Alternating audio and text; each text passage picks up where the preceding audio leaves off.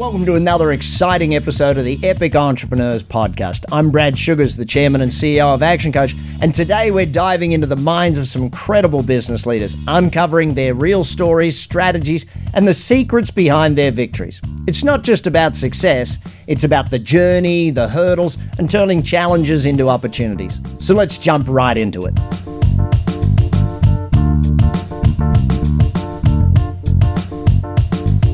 Everybody, and welcome to another edition of the Epic Entrepreneurs Podcast. My name is Andy O'Brien. I will be your host today, and I have these two wonderful women, Laquanda and Tish from PRH Group out of the great Midwest, my home area. So, ladies, thank you so much for joining us.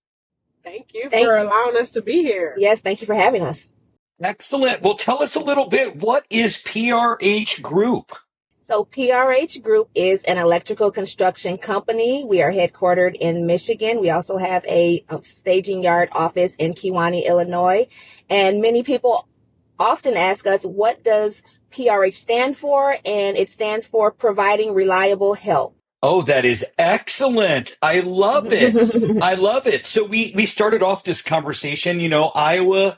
I'm a kindred spirit. So you guys are from where in Iowa? So I reside right now in Bettendorf, Iowa, which is the Quad Cities, and that's really close to our Kewanee, Illinois yard right there on the border. And Tish resides in Saginaw, Michigan, which is where we're headquartered and based out of. Excellent. So do you guys ever fight about who has the better looking area around you, nature, Michigan or Iowa? Yeah, well, we try to capitalize on all the great things that are in both areas. And so when we meet, we kind of volley back and forth, and then we try to outdo each other on who's going to have the best meeting area and itinerary. So we do have fun going back and forth. Oh, great. Are you any football conversations that go along with it? Are we Michigan State, Michigan? Are we Hawkeyes? We Cyclones? What are we talking here? So I am definitely go green, go white, MSU. We have a son there. He's in his third year in engineering. And so since we pay tuition there, it's an automatic that we go green, go white. And then, of course, our Detroit Lions, we can't forget them, Yeah. Yes. And we are Hawkeyes and what we have is college. So we really get behind the Lions as well. So. Oh. Absolutely. I've got a good friend who played for the Lions for 13 years. So we'll have that conversation later. Yeah, we'll circle back to that, Andy. This is our year. How about that? Yeah. Yes, absolutely. All right. Let's look at this. Let's start with your top three things you both did that made you successful in business. So Tish and I, we've had this question before, and we really narrowed it down to our passion. And so I think the entire team has the passion to be successful. Secondly, the knowledge of the industry. And so we navigated towards the electrical construction side because both of our husbands are utility linemen. And so that's their world. And then the third one we'll also say is our backgrounds. And so Tish has the social work and the soft skills, and I am an engineer and been in manufacturing operations, so the technical side. And so we think all three of those really contributes to our success in our entrepreneurial journey as it relates to PRH Group. And so it really just worked out in that respect. And so I'll say the Swiss cheese lined up perfectly as it relates to how we all came together and moving our venture forward. Oh, I love that. So how do you think others can follow in your footsteps? So the one thing that I'll put out there is really around your passion and your interest. And so don't go into something that you don't feel passionately about. And so a lot of times we get the question on, how hard is it? Or it must be nice not to, be in a 9 to 5 and you must work less. And we always correct them by saying, hey, it's not necessarily that you work less. Being an entrepreneur, it's quite the opposite. Yes, you work actually harder, but it's your passion and you're doing it for your gain. And so it's a different feel. And that different feel is what fuels you to go even harder when it's for you. It aligns with your passion and your skill set. And it really makes the difference. Now, with that, there's always going to be tasks and things that probably don't align with your passion, and you got to still kind of work through or source out. But if the main goal aligns with your passion, I think that's the first step. And I saw a quote a long time ago that says, "Hey, if you follow your passion and your interest, you'll never work a day in your life." And I think that speaks to what we're doing as well. Oh, that's excellent. Excellent. So back in the beginning, now you guys talked about your husbands and them being line workers and some of the most dangerous work around. What made you two decide to get in business with each other? So actually, Laquanda's husband, myself, my husband, we all grew up in the same city. We went to, they call it middle school now, but it was junior high then. And then we went to the same high school. So we've all been friends for, quite a while. And Laquanda and I, we didn't start out wanting to be entrepreneurs. Like, we had our previous careers, as Laquanda mentioned. She was in the automotive and, engineering sector. Myself with human services, social work. So, I've always had, for me personally, I've always had like, the energy, electrical side. My father worked in the electrical industry, and then ironically, I married a journeyman lineman. And so when we all came together, we just talked about all the skills that we currently have and how we can bring that together to create something great. And so, we started PRH Group. I love it. I love it. So we All were right, friends before business partners. And Yes. so that's how, yeah. that is awesome. I love to hear that. All right. So looking back at your journey, and I love how you both talked about, friends and, you guys have known each other for a long time, but in those learnings, what would you guys say has been the biggest challenge, and how did you overcome it in business? Well, I think one of the biggest challenges for Laquanda and I is being women in a male-driven industry. So the electrical industry, energy, it's predominantly men, and so coming in, we definitely have to show up confident and present ourselves with the knowledge that we have. Mm-hmm. Absolutely. I mean, it's really about differentiating ourselves and making sure our customers understand why they should choose us, right? And that's kind of where Tish and I have taken that approach as we're continuing to grow our business and meet new potential customers and so forth. Absolutely. Oh, that is excellent. All right. So then again, for both of you, how did you personally have to grow in order to run this business? And what did you most have to learn to create all of this success? So Tish just mentioned that we did not set out to do this, right? And so our husbands saw a need based off of their skill set and them already being in the industry. And then Tish and I still doing our regular 9-to-5s and managing in the lanes that we both went to school to manage, right? And so our husbands kind of presented the approach or the idea, and we were like, okay, you guys go ahead and do that. Buy a couple bucket trucks and so forth, and we're going to continue doing what we do best, right? And see how this goes. And so it grew so quick. And then our husbands kind of put the pressure on to quit our jobs and work full time just based off of the workload.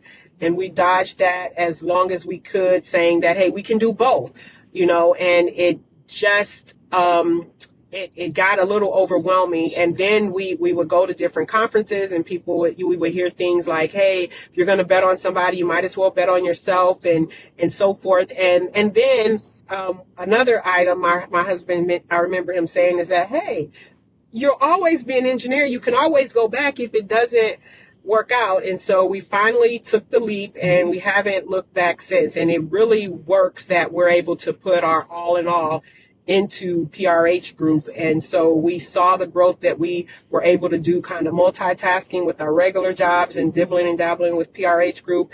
And so now it's kind of being exponential. We've seen exponential growth in that respect. And so that growth came in really believing in ourselves and taking that plunge. And it's definitely been a learning for both of us because although we have our various backgrounds, it didn't necessarily align with electrical utility world. And so that's been another opportunity for us to delve in and learn and really devote our time to it. But also the good thing is that, like we said in the beginning, we have our backgrounds that definitely apply to what we're doing. So we have that basis, and then we're able to grow as it relates to understanding the industry, potential customers, the opportunities there, and so forth. So it's all worked out in that respect. I love it. I love it. All right, let's have a little bit of fun here. What would you two, and I would just take a moment, what would you go back and tell your 25-year-old self? What piece of advice would you give yourselves? Oh, goodness. I would say just believe in yourself, believe in your ability to execute and be confident every time you walk in a room. Yeah. Excellent. Yes. And for me, it would be follow your passion. And sometimes that may take a little figuring out, but seek it and follow it. Excellent. Excellent. All right. So let's look at business coaching for a minute. Why did you get one? Why did you get Marsha? Right. I can't wait for you to talk about her. And no, for those about listening, this isn't a Brady Bunch commercial, but why did you guys choose Marsha? And what has it done for you and your business? I'll let Laquanda speak on it because she introduced me to Marsha because I know Marsha is from the Iowa Quad City area. Yeah. So why did we get Marsha? So I went to a meetup, like a professional meetup at one point back in 22, something like that. And Marsha was there, and she was speaking to a lot of the things that I had witnessed, the systems and so forth. And so Tish mentioned my background. I've been in manufacturing, automotive, aluminum manufacturing facilities, right, where a lot of the processes are standardized and so forth. And so Marsha really spoke to me as it relates to how do you grow your business by making sure you have the right foundation and systems in place. And we grew really quickly, as we said, which led us to leaving our 9-to-5 jobs. And some of those systems kind of fell by the wayside because we were so, the demand was so great that we were just working to meet our customers, their needs, and which didn't allow a whole bunch of time for systematizing and all that. We got it done, right? And that's kind of where we were. And so Marsha spoke to all the things that needed to happen for us to really have a viable and sustainable business model that will stand the test of time, right? And then I started thinking about all the other big deal companies that I worked for. These systems were all in place, right? And so, as you know, we're kind of all friends, and and I felt like Marsha would be a good asset to the team from an outside or external point of view to kind of direct and lead us as we're working to set that foundation and grow our business so that we can show up even better for our customers. And so, as Tish mentioned, once I met Marsha, I definitely introduced her to the rest of our team, and we met a few times, and the rest is history. And so we have a business coach relationship and meetings and workshops, and it's really been great in helping us. It speaks to our differentiation, but also set ourselves up for success moving forward. Yeah, and I think one of the things I feel is important is that we didn't hoard Marsha to ourselves. We absolutely brought in our leadership team, and so she has been phenomenal in working with that group, and they have really taken to Marsha, and they enjoy the sessions, and so she's really allowed us to move forward and grow in that aspect, not just the four of us, but also our leadership team as well. Absolutely. Excellent. So what would you say is the top takeaway to this point with Marsha for you two? I want to make sure we answer the question. Our top takeaway from Marsha for that, like feedback she's given us. Yeah, like for what have you learned from her? Like you were just like, oh my gosh, yeah, thank you. Yeah. Yeah, so one of the things I'll say is really making our metrics and results visible, so everybody can see. And so measurable results, right? And so our dashboard and getting all of our metrics in front of us so everybody can see and we can all be aligned as it relates to how we make decisions and so forth. And then with that dashboard comes what are your metrics? And so she took us through this process where looking at our 3, 5, and 10-year goals and then breaking those down incrementally. But it all boils down to that dashboard that looks at your goals, where you are, and then what you want to do to close that gap between your current condition versus your target condition. So I think that's been amazing for us. And so I'll speak to like personally, professionally. I think Marsha has really helped me to understand the importance, not so much the importance of organization, but just how to better organize, and then how to be a better leader for the team, for the company. And I say it really speaks to our former positions, with Laquanda mentioning the metrics and the, that piece as the engineer, and me being more so, the social work, the leader, the communication piece of it. So I think, yeah. And that goes right back to what we said in the past. Our backgrounds really mesh. The guys, the industry, then our backgrounds with the soft and maybe a little more of the harder skills. But it all works in that respect. That is amazing. I love to hear these things. I love it. All right. So, final question for the day. Top piece of advice each of you individually would give to another entrepreneur. Okay, I guess I'll start. I already kind of mentioned follow your passion. Once you follow your passion, really be clear on what your goals are. And I'm not just talking, I want to, have 12 customers, really thinking about that long-term goal. And people are just now, or we're just now starting to answer the question on what's the goal? Like, what's the end goal? And when I say that, are we selling? Are we keeping? Are we franchise? What's that? Because you have to have that end in sight to understand what that roadmap looks like to get there. And I think that's what a lot of us don't have in mind as we're starting, because it's kind of hard to think about that because you just don't know what you don't know. And I think that is going to be key for anybody looking to enter this entrepreneurial world. If you can start having those thoughts at the top of your head as you're starting. And so you may not know the answer right off, but be on that path. So follow your passion, but then understand where you want to get to.